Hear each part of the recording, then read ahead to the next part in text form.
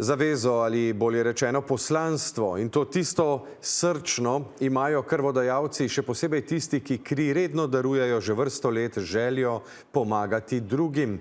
Dati kri 100-krat je še posebej lepo. In danes sta v Centru za transfuzijsko medicino UKC Maribor kar 2 krvodajalca svojo kri darovala že 100-tič in se s tem uvrstila na seznam neprecenljive pomoči.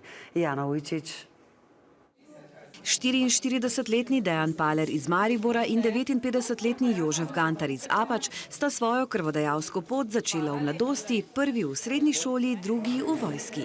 Začel sem v vojski leta 86, samo zaradi tega, da sem lahko 2 dni šel v red domov. Pač tak je, mladci pa ne. Potem pa se je v službi spet nadaljevalo, 2 dni prosti, začetek je bil samo to, z letami pa pride to, da starejši si, da lahko pomagaš kateremu drugemu. Nikoli ne veš, da nazadnje rabiš tudi sam. In tako je prišlo do 100-tič. Ja, in pravo poslanstvo, ne? Ja. Samo krvodajalstvo mi v bistvu zelo veliko pomeni, ne? Torej, v bistvu nekaj, kar je del mene,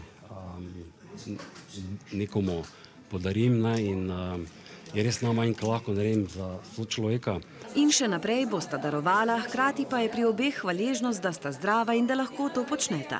Danes so se jima iz srca zahvalili, gospod Gantar je sicer 221, gospod Paler pa 222 in tudi najmlajši krvodajalec 100-kratnik Centra za transfuzijsko medicino UKC Maribor. Mi smo jih zelo veseli, to pomeni, da so to redni krvodajalci, ki se vračajo in ki nam v bistvu vedno znova pomagajo, da naša ledenica polna in naši bolniki, ko potrebujejo kri, da tudi vedno prejmejo.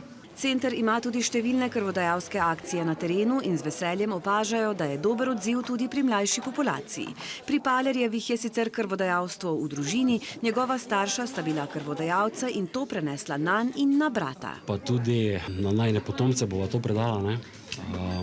Tako da, hčerka je še sicer zelo majhna, ampak ve, da je ati šel na pikeca, tako da. In ta pikec nič ne boli, ne? Ne, nič ne boli. In tudi drugim sporoča, naj se odločijo za darovanje. Vsaka kaplja šteje, tako da dobrodošli.